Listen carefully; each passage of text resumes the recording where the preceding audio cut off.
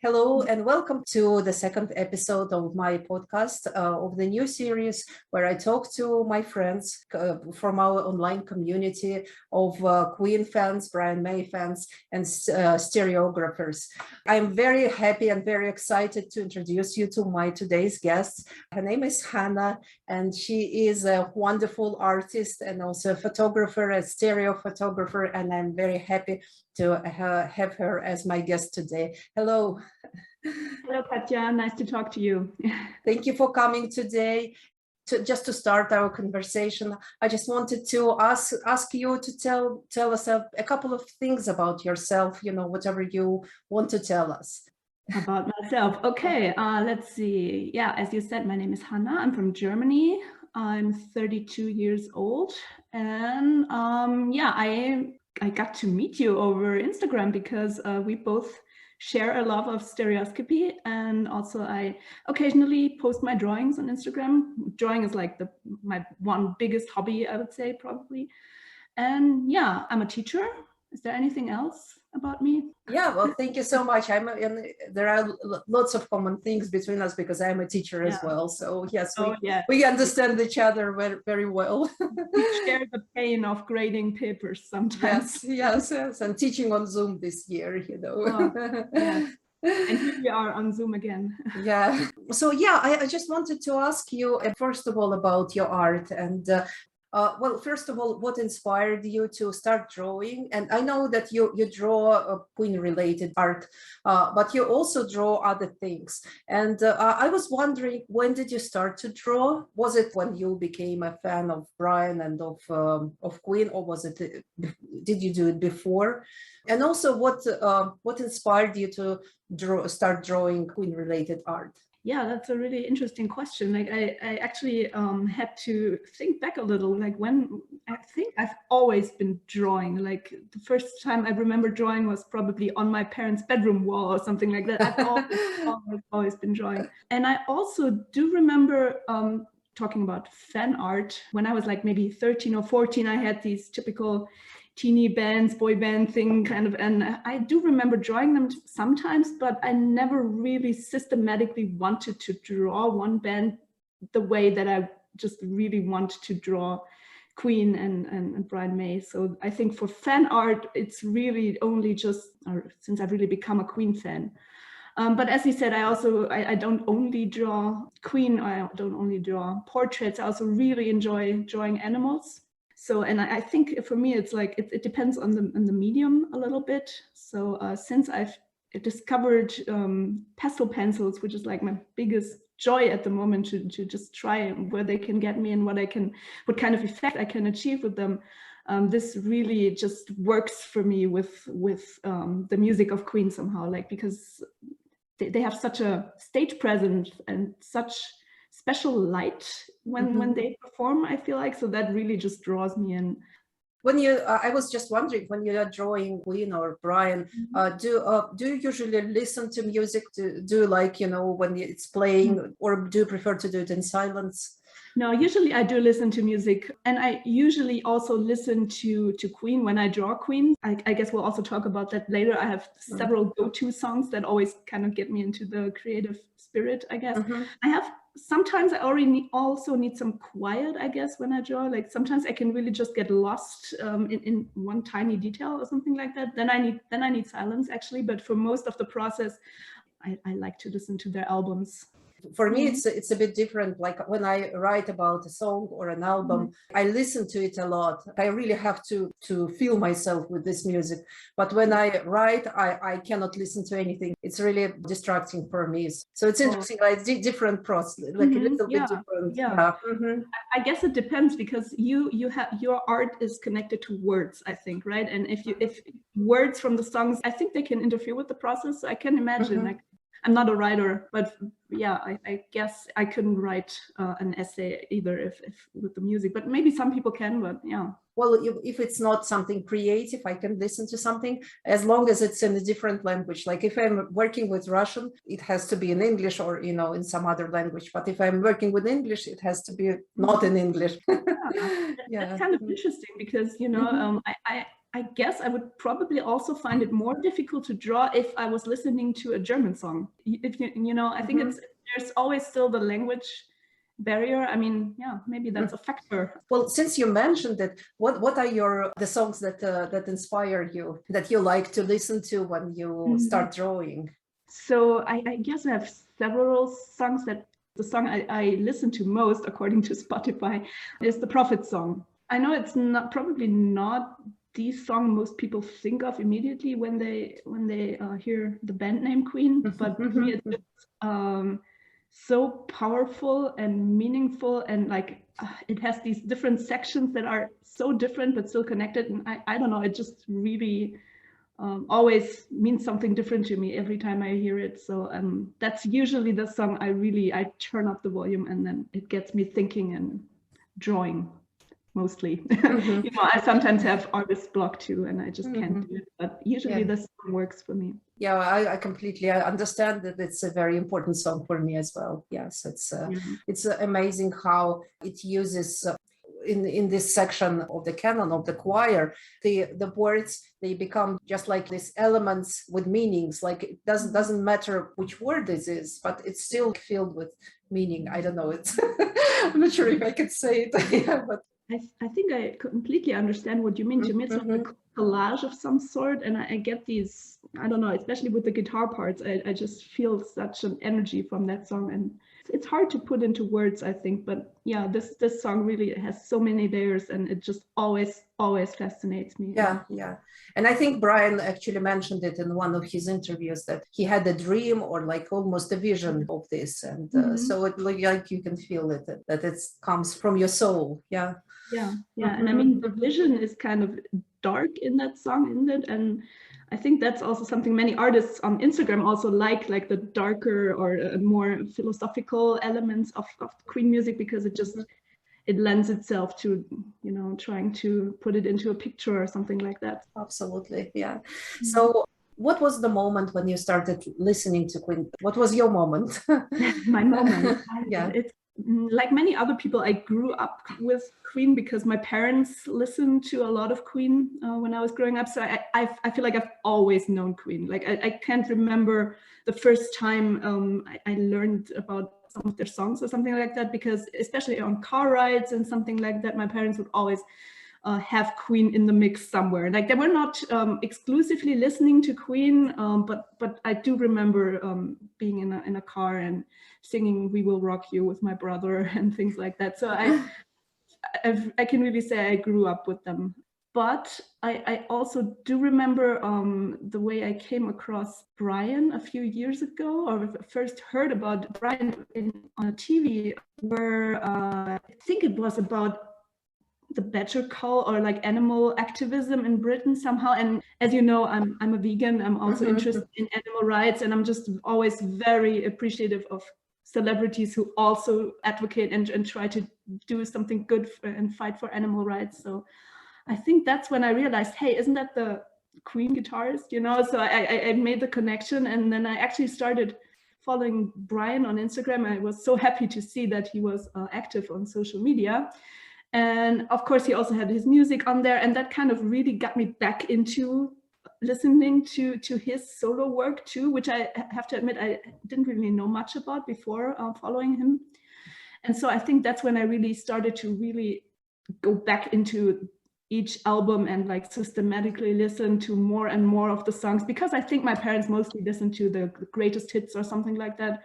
So that's when I also got to know some of the less well-known songs, I guess.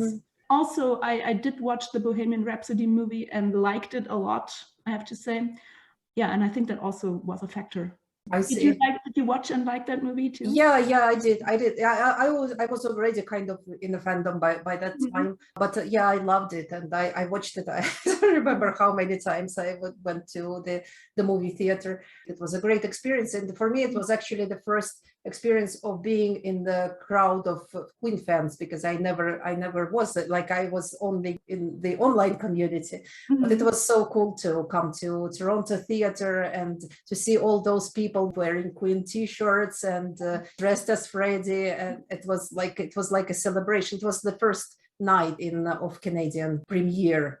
And it was also Halloween, like it was Halloween in the first night of Bohemian Rhapsody. So everyone was dressed up, and it was great. It was a great experience. And I would also only compare it to actually going to Queen and Adam Lambert concert. So Queen experience. Yeah, a Queen experience. I bet that's wonderful. I've never been to a Queen concert, unfortunately. So of course, I was going to go to some concerts last year, but because well, hopefully next year, fingers crossed. Hopeful, yes. I really hope I'll get to see them. I hope you do. It's wonderful. It's really once in a lifetime experience for me. We'll never forget it. I'm sure. Yeah. Coming back to your art, I know that you besides drawings, you also do comics, and I love them. I think they are very, I love their humor. I love your creativity and how you again express your love to this band, to Brian's music, to what Brian does actually, besides just playing his guitar. How did you come to this? And are there any other formats that you would like to explore as an artist? So I think the last couple of months, I've mostly been focused on trying to improve my realism in my drawings. So that's the one thing that I enjoy, trying to be realistic and also mix in some sort of fantasy elements. I've been trying to play with light in my drawings. That's always the thing that fascinates me somehow, like how does the light work on Brian's hair or something like that.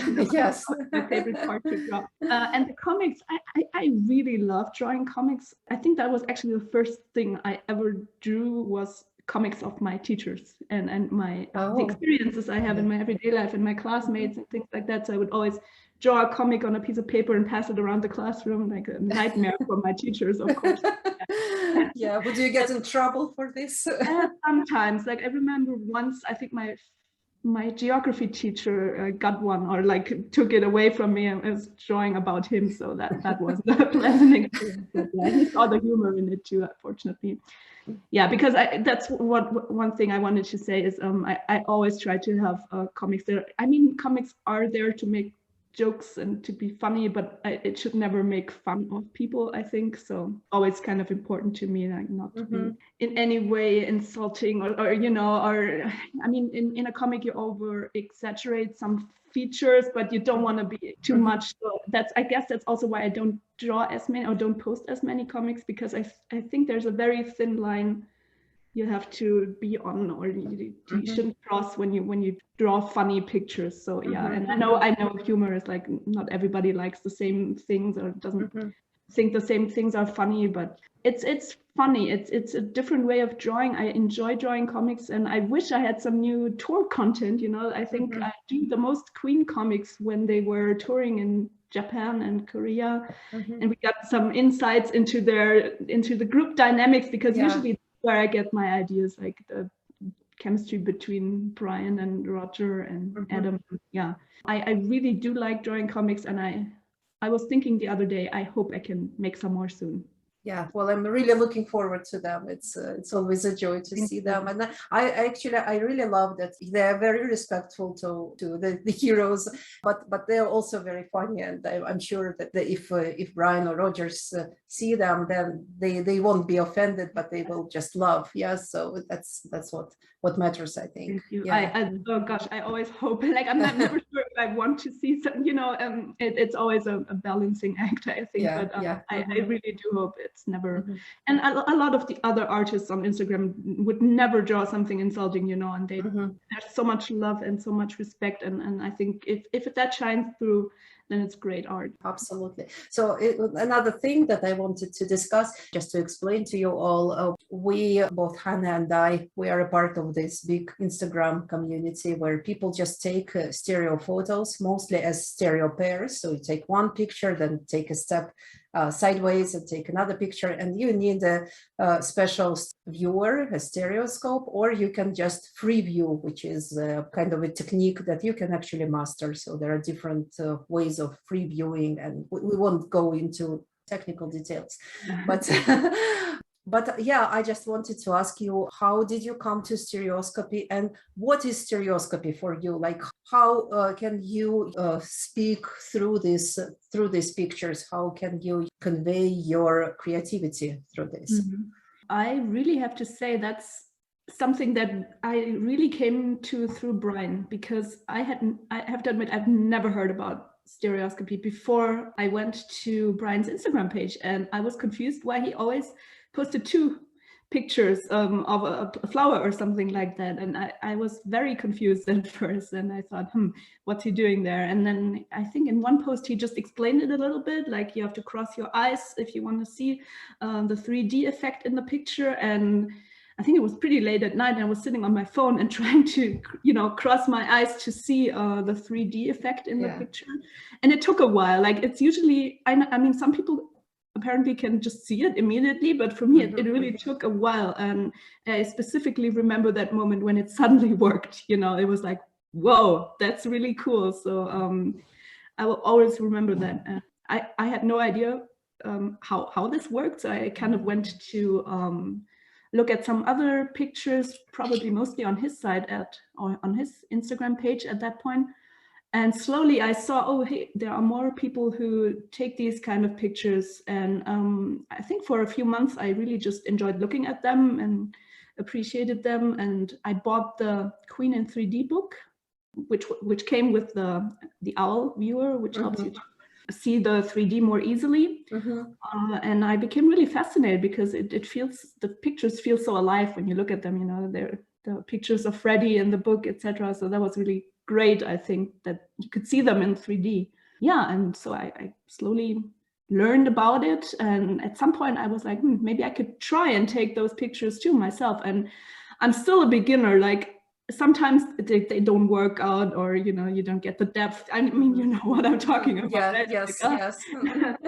But it's so much fun, and for me it's really just a fun way to look at the world. Like, could this be a cool stereo? So well, for me, it's also started with Brian and his Queen and 3D. I first bought Queen and 3D, and then I followed him on Instagram, but the rest is the same. Yes, I was just fascinated by this, and I tried taking pictures. I saw his tutorial on YouTube where he explained how to do it, and it looked so easy to me. But of course, it's not easy at all. So it took me a while. Yes, I know that my first stereos, they are completely flat. I look at them today and like, what was I doing? I don't know, but I think it's a process. I think it's great that we are all learners. Yes, and we are like, we can be on different stages, and some of us are just beginners, some of us are more advanced, but we're all basically learners. Yes, and I think that's also one thing that's really cool. I mean, we live on different continents. That's one thing I really like about the Instagram community. Like, you see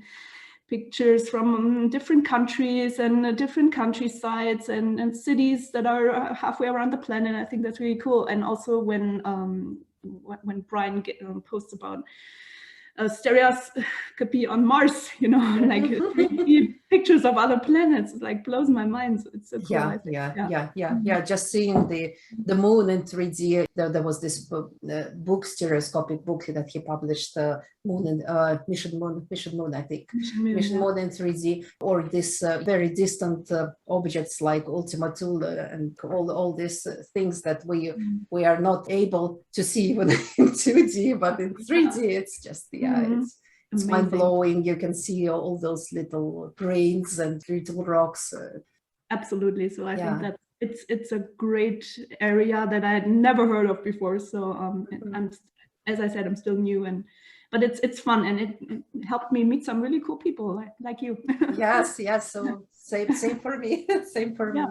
It's wonderful, really wonderful community, and I'm very grateful to Brian and to everyone for this wonderful people. Well, obviously we are all fans, and we all have our own ways of admiring songs or music, or Brian's solo works.